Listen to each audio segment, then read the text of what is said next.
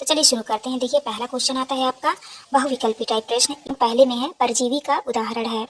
Option number पहले में दिया है सूरजमुखी, दूसरे में है गुलाब, और तीसरे में है घटपर्डी, और चौथे में है अमरबेल। इसमें आपका राइट आंसर हो जाएगा डी नंबर अमरबेल।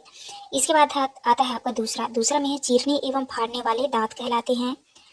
पहले में दिया है रत्नक, दूसरे में है चवर्णक, और तीसरे में है कृंतक, और चौथे में है अग्रचर्वणक। तो इसमें आपका सही उत्तर हो जाएगा ए नंबर रदनक। इसके बाद आता है आपका तीसरा क्वेश्चन में है निम्नलिखित में से डॉक्टरी थर्मामीटर की पारस होती है। तो देखिए ऑप्शन नंबर पहले में है 35 डिग्री सेल्सियस से 42 डिग्री सेल्सियस, दूसरे में है 1 डिग्री सेल्सियस से 10 डिग्री सेल्सियस, तीन में है 1 डिग्री सेल्सियस से 100 डिग्री सेल्सियस, और डी में है 30 डिग्री सेल्सियस से 45 डिग्री सेल्सियस। तो इसमें आपका सही उत्तर हो जाएगा ए नंबर।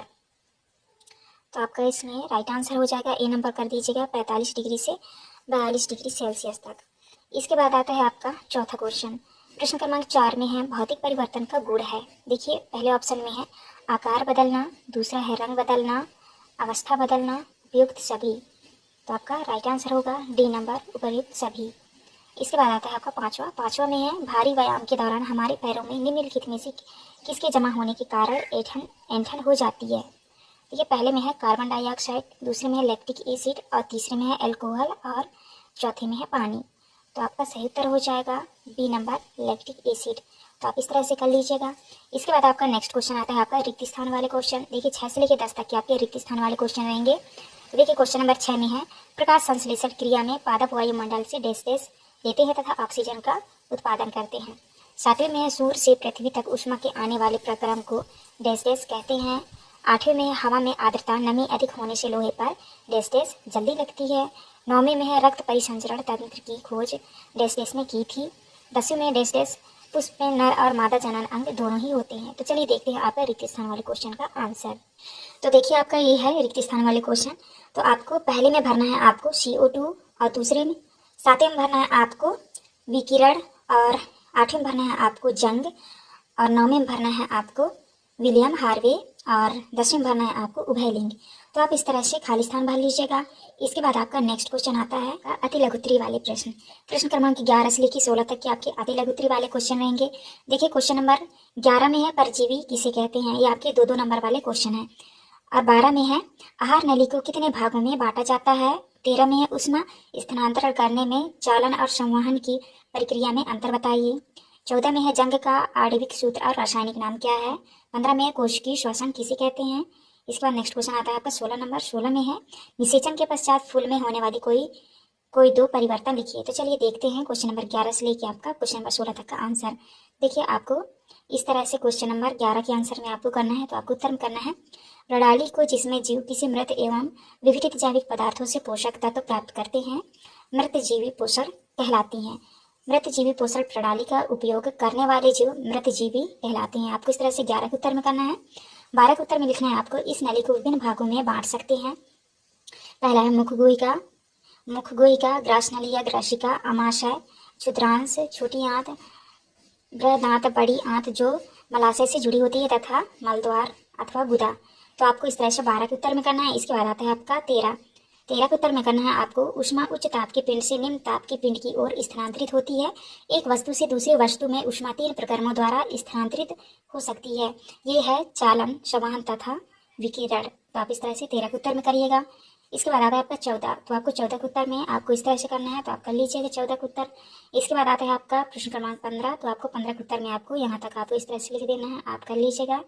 इसके बाद आता है आपका प्रश्न क्रमांक 16।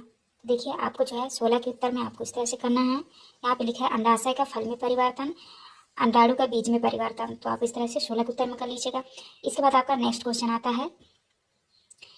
इसके बाद आता है आपका लघुत्तरी वाले प्रश्न, जो कि 17 से लेकर 22 तक के आपके लघुत्तरी वाले क्वेश्चन रहेंगे, जो कि आपका 3-3 नंबर वाला क्वेश्चन है। देखिए प्रश्न क्रमांक 17 में है कोटिपादप किसे कहते हैं, ऋण सहित लिखिए। और 18 में प्रयोगशाला तापमापी तथा डॉक्टरी तापमापी में अंतर लिखिए। और 19 में है आपको 3 द्रव्य दिए हैं, जिनमें से एक संतरे का रस है, दूसरा चूने का पानी में, एक तीसरा शक्कर का पानी में विलयन है। आप हल्दी को सूचक के रूप में उपयोग करके उनकी प्रकृति का निर्धारण कैसे करेंगे। 20 में है आप कैसे दिखाएंगे कि दूध का फटना एक रासायनिक परिवर्तन है। 21 में क्या होगा यदि रक्त में पट्टी काढ़ू नहीं होंगे।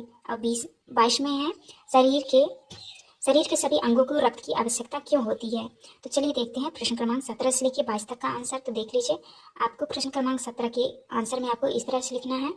आपको लिखना है कीटों का भक्षण करने वाले ऐसे पादप कीट भक्षी पादप कहलाते हैं वीनस फ्लाइंग टैट तथा संडीव कोट भक्षी संडीव कीट भक्षी पादपों के दो अन्य उदाहरण है। आप इस तरह से 17 के उत्तर में करिएगा।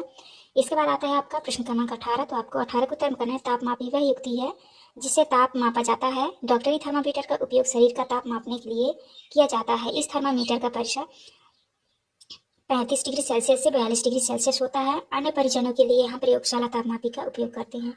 इन तापमापियों का परिसर प्रायः 10 सेंटीमीटर से 110 डिग्री सेल्सियस होता है। तो आप इस तरह से मानव शरीर का सामान्य ताप 37 डिग्री सेल्सियस होता है। आपको इस तरह से 18 के उत्तर में लिखना है। इसके बाद नेक्स्ट आता है आपका 19। तो देखिए, आपको 19 के उत्तर में करना है हल्दी सूचक पर 3 द्रव्य की कुछ बूंदें बारी बारी से डालकर द्रव्यों का परीक्षण करते हैं। पहला है, यदि पीला रंग प्राप्त होता है तो वह द्रव हाइड्रोक्लोरिक अम्ल होगा। दूसरे में यदि लाल अथवा पिंक रंग प्राप्त होता है तो वह सोडियम हाइड्रोक्साइड होगा। और तीसरे में यदि कोई परिवर्तन नहीं है तो वह शक्कर का विलयन है। आप इस तरह से 19 के उत्तर में करिएगा। इसके बाद आता है आपका 20वां। तो आपको 20 के उत्तर में आपको इस तरह से लिख देना है, आप लिख लीजिएगा। इसके बाद आता है आपका 21। तो ये रहा आपका प्रश्न क्रमांक 21 का उत्तर और ये रहा आपका प्रश्न क्रमांक 22 का उत्तर। तो आप इस तरह से यहाँ से देख के आपको अच्छे से लिख लेना है, तो आप कर लीजिएगा।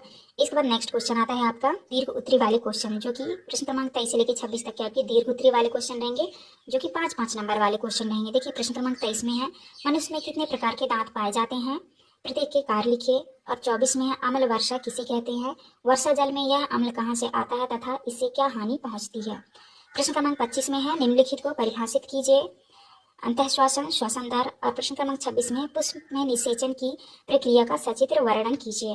तो चलिए देखते हैं आपका प्रश्न क्रमांक 23 से लेकर प्रश्न क्रमांक 26 तक का आंसर। देखिए, आपको जो है प्रश्न क्रमांक 23 में आपको इस तरह से आंसर करना है। तो आप यहाँ से प्रश्न क्रमांक 23 का आंसर कर लीजिएगा। लिखे, मनुष्य में दांत 4 प्रकार के होते हैं, कृतक, रदनक, अग्रचरणवरक और चरवरक। तो आप इस तरह से प्रश्न क्रमांक 23 के उत्तर में लिख लीजिएगा। इसके बाद आता है आपका प्रश्न क्रमांक 24। तो देखिए, आपको 24 के उत्तर में आपको इस तरह से करना है, आप यहाँ तक कर लीजिएगा। इसके बाद है आपका प्रश्न क्रमांक 25। तो देखिए, प्रश्न क्रमांक 25 के उत्तर आपको यहाँ तक लिख देना है। इसके बाद है आपका प्रश्न क्रमांक 26। तो आपको 26 के उत्तर में आपको इस तरह से लिख देना है और आपको जो है इस तरह से चित्र भी बना लेनी है। तो आप अच्छे